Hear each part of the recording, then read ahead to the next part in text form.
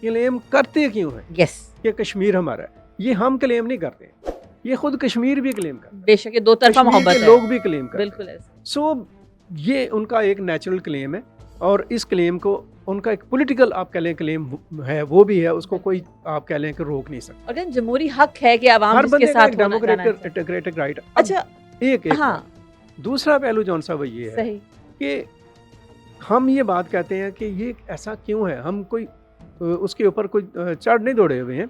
Simple सी बात है कि अक़वाम मुत्तहिदा ने 1949-50 में अक़वाम मुत्तहिदा में जो करारदादें मुतफ़िक़ा तौर पर मंजूर हुई, जिन पर सही। इंडियन जो लीडरशिप थी उस वक्त सिग्नेचर की, हैं, उन्होंने भी हाँ, सिग्नेचर बिल्कुल किए। ठीक है।